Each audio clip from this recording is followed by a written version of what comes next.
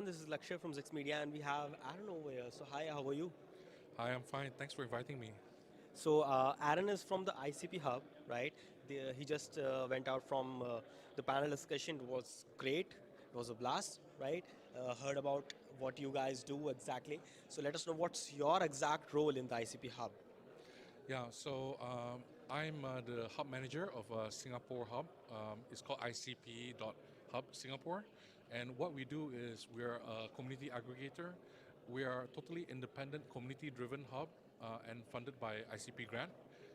We work together with all communities within Web3, and we also want to gain the adoption for Web3 by going into Web2 and convincing businesses and industries in Web2 to come into our space.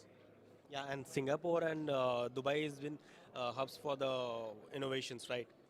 Absolutely, in fact, I love Dubai, right? So I've been in Dubai when I first started work here in 2003.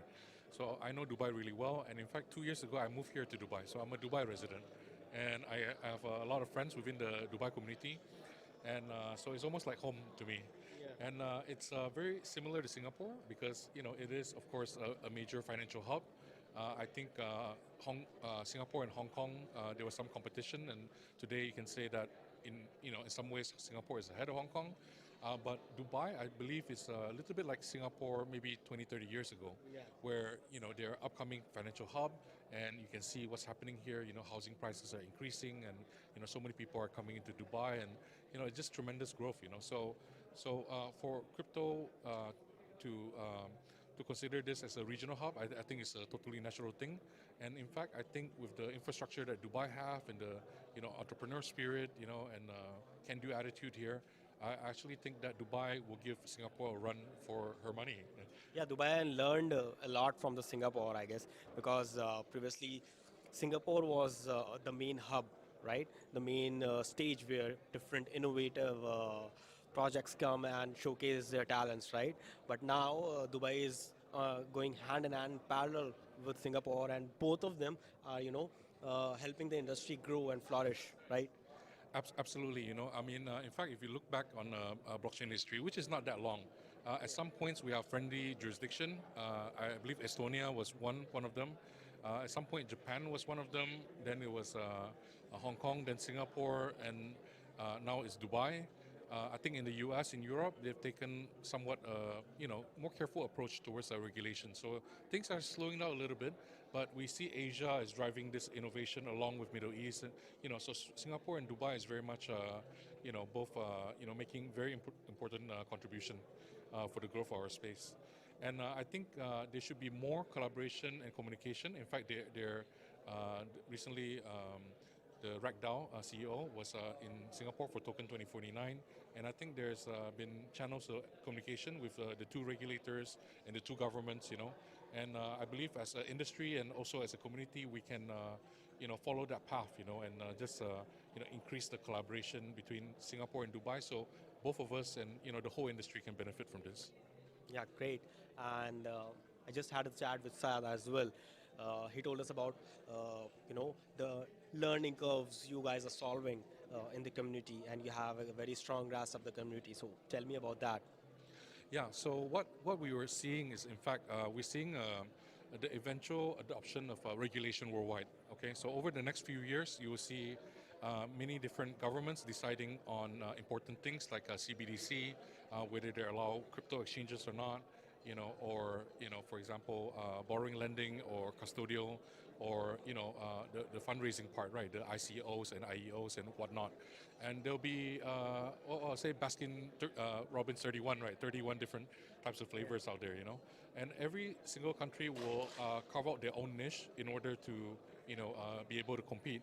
As you can see, Singapore was very aggressive in the early days, but in the last 2 years, they've taken quite a conservative approach. Here in UAE, it's different because UAE, Dubai by land area is 100 times bigger than Singapore.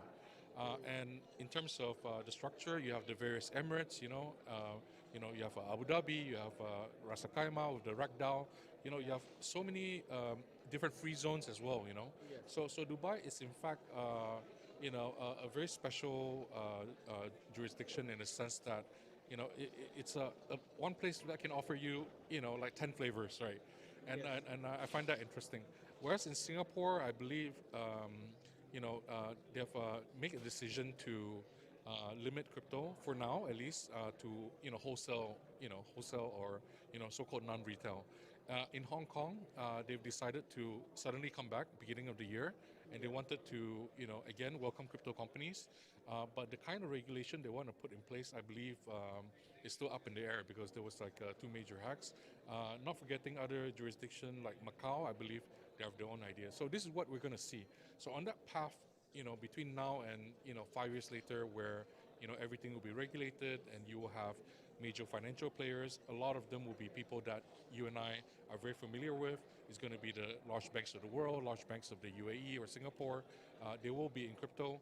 And why is this? Is because you cannot stop the trend. If you ask anyone, below the age of 30, for example, like how many of you have a stock holding versus, a crypto wallet? Many of them will say crypto. And when you want to tell them that, look, why don't you consider stocks because all these wonderful companies are there, and they just realize like the hassle they have to, all the hoops they have to jump through, like crypto is a natural choice for them. So we still believe very much in the crypto narrative. We believe that it is the future of finance. Right now, it's being limited to sort of like an alternative finance, and it's playing a really key role in, for example, the U.S. elections, with, I don't want to say it, but FTX and, Biden and Ukraine financing. So for anyone to say that we will not survive, I think is very far from the truth. But always the question for us as an industry is not, whether we get there or not. I think the question is really, how do we get there sooner? And the very, very clear fact is that the key problem of our industry is really how do we present ourselves? How do we make it easy for other people to understand? And how do they realize value? Now, we cannot do it as a single project, and this is why for ICP.HUB we have the strategy of working with everyone. Why everyone? Because we need everyone. If it's just one company, we don't have the power or resource to convince everyone to come into Web3. Exactly. But as an industry as a whole, if we stand together, we can bring the entire Web2 in the next few years. I have no doubt about that. Yeah, that's a long learning curve that we all are boarded on, and yeah, still, just like the panel said, it's a decade to go to make new improvements and a long path to go ahead.